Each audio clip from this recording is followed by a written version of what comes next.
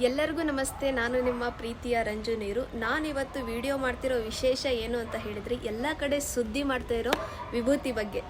ವಿಭೂತಿನ ಆಕಳ ಸಗಣಿಯಿಂದ ಮಾಡ್ತಾರೆ, ಅದರಲ್ಲೂ ಪರಮೇಶ್ವರನಿಗೆ ಪ್ರಿಯವಾದ ವಸ್ತು.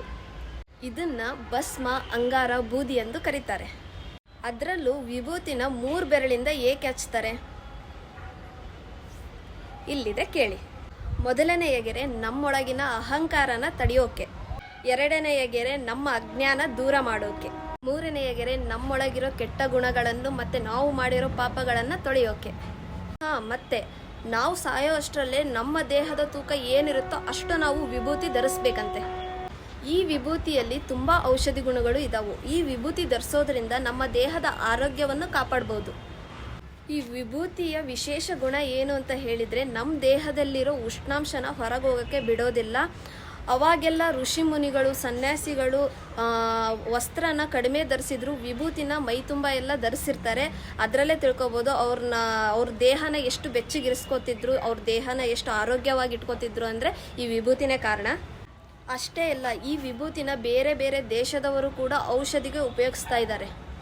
ಹಾಗೆ ನಾವೇನಾದರೂ ಭಯ ಪಟ್ಟರೆ ಅಥವಾ ಭೂತ, ಕೆಟ್ಟ ಯೋಚನೆಗಳು ಏನಾದರೂ ತಲೆಯಲ್ಲಿ ಬಂತು ಅಂತ ಹೇಳಿದರೆ, ಭಕ್ತಿಯಿಂದ ಈ ವಿಭೂತಿನ 3 ಕಟ್ಟು ಹಚ್ಕೊಂಡು ಮಲ್ಕೊಂಡ್ರೆ ನೆಮ್ಮದಿ ಇರುತ್ತೆ. ಹಾಗೆ ಭಯನೂ ಕೂಡ ದೂರ ಆಗುತ್ತೆ. ದೈವ ಭಕ್ತಿ ಕೂಡ ನಮ್ಮ ಜೊತೆಗಿದೆ ಅಂತ ಅನಿಸುತ್ತೆ. ಆದರೆ ಇತ್ತೀಚೆಗೆ ಏನಾಗ್ತಿದೆ ಅಂತ ಹೇಳಿದರೆ, ಸೋಷಿಯಲ್ ಮೀಡಿಯಾ ಪ್ಲ್ಯಾಟ್ಫಾರ್ಮ್ನಲ್ಲಿ ವಿಭೂತಿ ಹಚ್ಕೊಂಡು ವಿಡಿಯೋ ಮಾಡಿದರೆ ಅವರಿಗೆ ಬ್ಯಾಡ್ ಕಮೆಂಟ್ ಮಾಡೋದು, ಕೆಟ್ಟದಾಗಿ ಮೆಸೇಜ್ ಮಾಡೋದು, ಆ ಥರ ಎಲ್ಲ ಮಾಡ್ತಾ ಇದ್ದಾರೆ. ಅದು ಯಾಕೆ ಅಂತ ನನಗೂ ಗೊತ್ತಾಗ್ತಾ ಇಲ್ಲ. ಅಂಥವ್ರಿಗೆ ಒಂದು ಮಾತು: ಇಟ್ಟರೆ ಸಗಣಿಯಾದೆ, ತಟ್ಟಿದರೆ ಕುರುಳಾದೆ, ಸುಟ್ಟರೆ ನುಸಿಲಿಗೆ ವಿಭೂತಿಯಾದೆ, ತಟ್ಟದೆ ಹಾಕಿದರೆ ಮೇಲೆ ಗೊಬ್ಬರವಾದೆ, ನೀನ್ಯಾರಿಗಾದೆಯೋ ಎಲೆ ಮಾನವ. ಆದರೆ ನೀವು ಒಂದನ್ನು ಮಾತ್ರ ನೆನಪಿಟ್ಕೊಳ್ಳಿ, ನೀವು ಸತ್ತ ಮೇಲೆ ಇದೇ ವಿಭೂತಿನೇ ನಿಮ್ಮ ಜೊತೆಗೆ ಬರೋದು. ನೀವೇನು ಗಳಿಸಿರ್ತೀರಲ್ವ, ಆಸ್ತಿ ಆಗಲಿ ದುಡ್ಡಾಗಲಿ, ಅದನ್ನೆಲ್ಲ ಇಲ್ಲೇ ಬಿಟ್ಟು ಹೋಗಬೇಕು. ನೀವು ಕಮೆಂಟ್ ಮಾಡಿರಿ, ಬೇಡ ಅಂತ ಏನು ಹೇಳಲ್ಲ. ನಾವು ಏನು ಕಮೆಂಟ್ ಮಾಡ್ತೀವಿ, ನಾವು ಆ ಥರ ಕಮೆಂಟ್ ಮಾಡಿದರೆ ಯಾವ ಥರ ಇರುತ್ತೆ, ಅದು ಅವ್ರಿಗೆ ಯಾವ ಥರ ಹರ್ಟ್ ಆಗುತ್ತೆ ಅನ್ನೋದು ನಿಮ್ಮ ತಲೆಯಲ್ಲಿ ಕೂಡ ಇರಬೇಕಲ್ವಾ.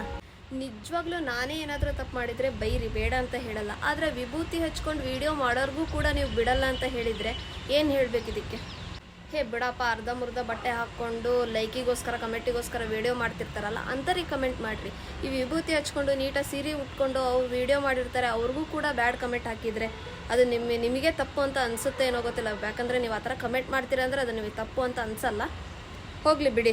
ಆದರೆ ಈ ವಿಡಿಯೋ ಮೂಲಕ ನಾನು ತಿಳಿಸಿದ್ದೇನೆಂದರೆ, ವಿಭೂತಿಯ ಮಹಿಮೆ ಹೇಗಿದೆ ಅಂತ ನಾನು ನಿಮಗೆ ಹೇಳಿದ್ದಷ್ಟೇ. ನಾನು ಕೂಡ ವಿಭೂತಿ ಹಚ್ಕೊಂಡು ತುಂಬ ವಿಡಿಯೋಗಳನ್ನ ಮಾಡಿದ್ದೀನಿ. ಅದಕ್ಕೆ ತುಂಬ ಜನ ತುಂಬ ಜನ ನೀಟಾಗಿ ಕಮೆಂಟ್ಸ್ ಮಾಡಿದ್ದಾರೆ. ತುಂಬ ಖುಷಿ ಆಯಿತು. ನೀವು ವಿಭೂತಿ ಹಚ್ಕೊಂಡೇ ವಿಡಿಯೋ ಮಾಡಿ ಅಂತಲೂ ಎಷ್ಟೋ ಜನ ಕಮೆಂಟ್ ಮೂಲಕ ಹೇಳಿದ್ದೀರಾ. ತುಂಬ ಧನ್ಯವಾದಗಳು. ನನಗೆ ಒಂದು ವಿಷಯ ಮಾತ್ರ ತುಂಬ ಖುಷಿ ಕೊಡುತ್ತೆ. ಅದು ಏನಪ್ಪ ಅಂತ ಹೇಳಿದರೆ, ಇನ್ಸ್ಟಾಗ್ರಾಮಲ್ಲಿ ಇವಾಗ ಫುಲ್ ಟ್ರೆಂಡ್ ಆಗ್ತಾ ಇರೋದು ವಿಭೂತಿ ಬಗ್ಗೆ. ವಿಭೂತಿ ಹಚ್ಕೊಂಡು ಸ್ಯಾರಿ ಉಟ್ಕೊಂಡು ಎಷ್ಟೋ ಹೆಣ್ಮಕ್ಳು ವಿಡಿಯೋ ಮಾಡ್ತಾ ಇದ್ದಾರೆ. ಅದರಲ್ಲೂ ಹುಡುಗರು ಕೂಡ ಎಷ್ಟೋ ಹಳೆ ಸಾಂಗಿಗೆಲ್ಲ ವಿಭೂತಿ ಎಲ್ಲ ಹಚ್ಕೊಂಡು ವಿಡಿಯೋ ಮಾಡ್ತಾ ಇದ್ದಾರೆ. ಅದನ್ನು ನೋಡಿ ತುಂಬ ಖುಷಿ ಆಯಿತು.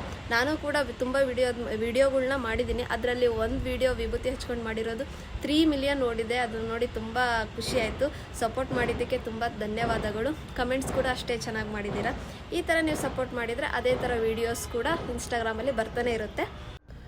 ಅನಾದಿ ಶಾಶ್ವತಂ ಶಾಂತಂ ಚೈತನ್ಯಂ ಚಿತ್ಸ್ವರೂಪಕಂ ಚಿದಾಂಗಂ ವೃಷಭಾಕಾರಂ ಚಿದ್ಭಸ್ಮ ಲಿಂಗಾಧಾರಣಂ ಶ್ರೀ ಶಾಂಭವಸದಾಶಿವಾಯ ನಮಃ ಭಸ್ಮಧಾರಯಾಮಿ. ಕೊನೆಯದಾಗಿ ಒಂದು ಮಾತು, ಎಲ್ಲರೂ ಕೂಡ ಆದಷ್ಟು ವಿಭೂತಿ ಹಚ್ಕೊಳ್ಳಿ. ಯಾಕಂದರೆ ಕೆಟ್ಟ ದೃಷ್ಟಿ ನಮ್ಮ ಮೇಲೆ ಬೀಳಲ್ಲ. ದೃಷ್ಟಿ ಆಗೋದಾಗಲಿ, ಮಾಟ ಮಂತ್ರ ಮಾಡೋದಾಗಲಿ ಅದು ನಮ್ಮ ಮೇಲೆ ಬೀಳಲ್ಲ. ಸೊ ಹಾಗಾಗಿ ಎಲ್ಲರೂ ಕೂಡ ವಿಭೂತಿ ಹಚ್ಕೊಳೋಕ್ಕೆ ಟ್ರೈ ಮಾಡಿ.